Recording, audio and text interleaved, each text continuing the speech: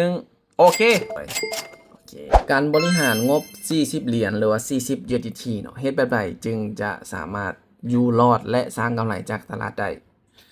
ก่อนอื่นเนาะก่อนที่เราจะเข้าสู่การวางแผนเนาะเรามาเบิ่งโลโก้ก่อนเนาะอันนี้จะเป็นโลโก้ชื่อใหม่ของ BX Trade เนาะพอ BX Trade นี้ได้เปลี่ยนชื่อใหม่มาเป็น XR Trade เนาะในเมื่อคืนนี้เนาะก็คือโลโก้ใหม่จะเป็นตัว X เนาะอันนี้จะเป็นตัวนี้เลยต่อไปก็คือเข้าสู่การวางแผนเนาะในงบ40เหรียญนี้เขาจะบริหารแบบใดตั้งเป้าหมายแบบใดเนาะ1ตั้งเป้าหมายกำไรเรียกว่า Take Profit เนาะก็คือเก็บ 20% ของต้นทุน40เหรียญ20% ของ40เหรียญก็คือเท่ากับ8เหรียญต่อ1รอบมือนึงเก็บ2 5 3รอบนี้ถือว่าเป็นจำนวนที่หลายเลยเนาะ3รอบกับ38 24เหรียญเป็นจำนวนที่ค่อนข้างหลายถ้าตีเป็นเงินกีบ2เมื่อมีการตั้งเป้าหมายกำไรก็ต้องมีการตั้งเป้าหมายเสียหรือว่า stop loss พลาด3ไม่ติดแมนให้หยุดทันทีคันหยุดบ่ได้ก็คือให้กดออกจากระบบเนาะคันหยุดบ่ได้แท้ๆถ้าลงไปต่อนี่แน่นอนพอร์ต40เหรียญนี่จะกลายเป็นศูนย์เนาะสาเหตุที่ตั้งเป้าหมายเสียนี่ขึ้นมาเพื่อกรณีที่เฮาพลาดแล้วบ่ให้พอร์ตมันกลายเป็นศูนย์ต่อมาเนาะข้อที่3การเดินเงินสำหรับการเดินเงินในงบ40เหรียญเนาะเฮาบริหารให้ได้3ไม้พลาด3ไม้แม่นให้หยุดทันทีเริ่มต้นเดินไม้ที่1ก็คือ4เหรียญพลาดคูณเงินมาเป็น6พลาดคูณเงินมาเป็น13เมื่อวินทุกครั้งจะกลับมาเดิน4เหรียญเสมอไปเรื่อยๆถ้ากรณีที่พลาด3ไม่ติดแม่นเฮาจะเสียอยู่ที่23เหรียญเนาะแปลว่าเฮายังเหลือต้นทุนอยู่ที่17เหรียญถ้าเทียบกับต้นทุนเนาะเหลือ17เหรียญนี่เฮาสามารถเอาไปแก้ในรอบต่อไปได้เนาะอันนี้เป็นการตั้งเป้าหมายเสียเพื่อกันไว้4เลือกตลาดที่ตนเองถนัดในการเข้าออเดอร์หรือว่าในการเทรดนั่นแหละเนาะพอตลาด RX Trade นี้แน่นอนเนาะมันมีกราฟหลายคู่เงินให้เราเทรดให้เราเลือกสามารถเทรดได้24ชั่วโมงจะเทรดตอนใดก็ได้ให้เลือกตลาดที่ตนเองถนัดเนาะและช่วงที่มันเป็นตลาดที่เป็นเทรนบอลวอลลุ่มชัดเจนบอจึงจะสามารถเข้าแล้วมีประสิทธิภาพและเฮ็ดให้เราสามารถสร้างกำไรได้เนาะ5เลือกเทคนิคที่เข้ากับตลาดนั้นๆแน่นอนเนาะ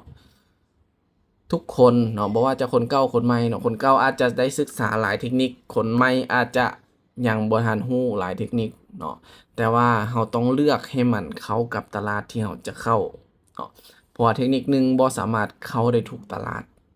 6เนาะอันนี้เป็นข้อที่สำคัญที่สุดของการเทรดเนาะเพราะว่าจะเป็นการเทรดการลงทุนเกี่ยวกับสิ่งอื่นอารมณ์เป็นสิ่งที่สำคัญที่สุด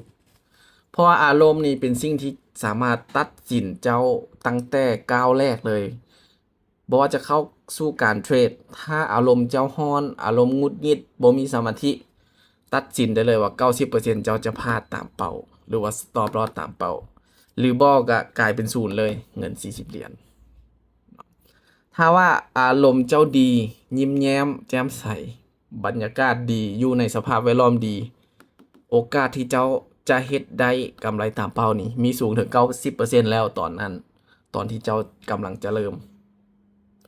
อารมณ์นี้เป็นสิ่งที่สำคัญที่สุดในบรรดา6หัวข้อที่ค่อยวางแผนขึ้นมาเนาะเป็นแผนที่ว่าใช้ในการบริหารนี่โอเคเมื่อเฮาบริหารสำเร็จเนาะก็คือเฮาวางแผนเรียบร้อยแล้วต่อไปก็คือเข้าเทรดตัวจริงตอนนี้ก็คือเฮาเข้ามาอยู่ที่หน้ากระดานเทรดของ RX Trade XR Trade เนาะก็คือเปลี่ยนชื่อมาจาก BX Trade เนาะก็เปลี่ยนชื่อมาล่าสุดเลยเนาะเมื่อคืนนี้วันที่19เนาะเวลา00 โมงเลย BX Trade ได้เปลี่ยนชื่อมาเป็น XR Trade สำหรับอย่างอื่นแมนคือเก่าเบิดเนาะเปลี่ยนแต่ชื่อซื่อๆเนาะตอนนี้ก็อยู่ที่หน้ากราฟของ Dogecoin เนาะเป็นกราฟที่ค่อยใช้แชร์ความรู้เนาะแบ่งปันวิธีการบริหารและการเข้าตลาดตัวจริงมา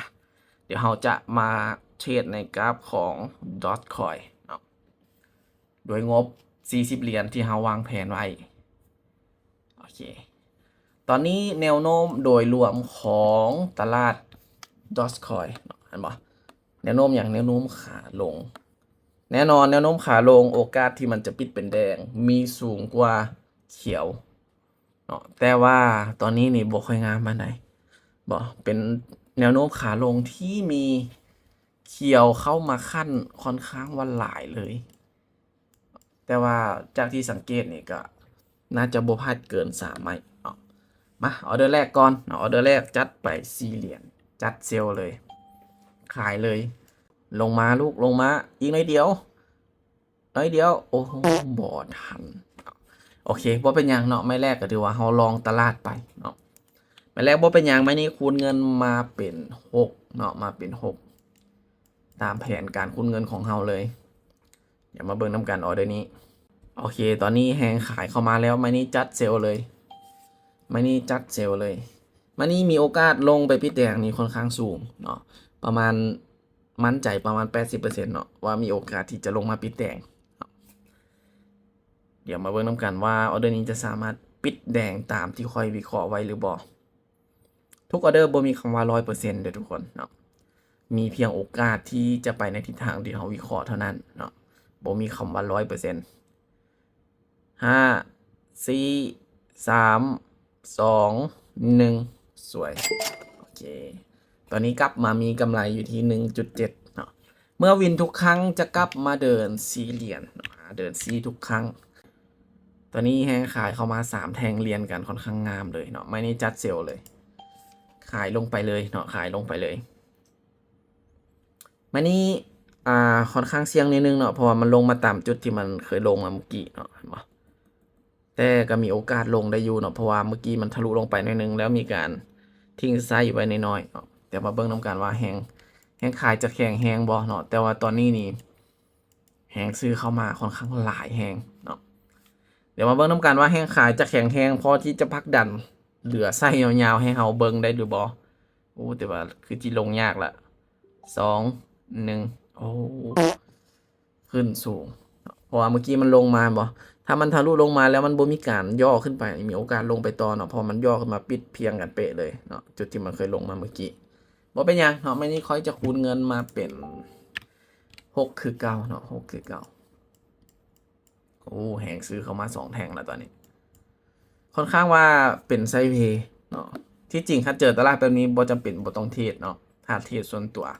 มาไม่นี้จัดเซลล์อีกเนาะอันนี้เพื่อบ่ให้คลิปมันยาวเกินไปเนาะก็เลยลองเข้าทุกตลาดให้ทุกคนได้เบิ่งเลยเนาะได้ก็จะเอาลงให้เบิ่งเนาะเสียก็จะเอาลงให้เบิ่งโอ้ขึ้นสูงแฮงไหมนี่เหลือโอกาสไม่เดียวเนาะถือว่าเขาพลาด2 ไม่ติดเลยไม่นี่คูณเงินมาเป็น13เนาะคูณเงินมาเป็น13โอ้ขึ้นโคตรยาวเลยขึ้นไปอยู่ในจุดที่เป็นฐานแนวรับเก่าที่ค่อยตีไว้เนาะด้านหลังนี่โอ้แหงซื้อมาหลายแหงตัวนี้เนาะแหงซื้อมาโคตรหลายเลยไม่นี่ค่อยจะเกี่ยมบายเนาะไม่นี่ค่อยจะเกี่ยมบายก่อนเนาะเปลี่ยนแผนก่อนเนาะเมื่อกี้นี่แนวโน้มลงตอนนี้แหงซื้อมาโคตรหลายเลยไม่นี่จัดบายขึ้นไปเลยเนาะซื้อขึ้นไปเลยเนาะไม่นี่มีโอกาสขึ้นค่อนข้างสูงเนาะเพราะว่าสังเกตเบิ่งมันขึ้นมา4 แท่งเนาะเป็น4 แท่งที่แหงซื้อโคตรหลายเลยบอกแต่ละแท่งนี่จากแท่งสั้นสุดเนาะมันจะยาวขึ้นโอ้แต่ว่าตอนนี้ลงมามีแดงเข้ามาขั้นเนาะมาเบิ่งต้องการว่าแหงซื้อจะแข็งแหงพอที่จะผลักดันราคากลับขึ้นไปต่อได้หรือบ่เดี๋ยวเวลาอีก10 วินาทีขึ้นไปอีกน้อยเดียว4 3 2 1โอเค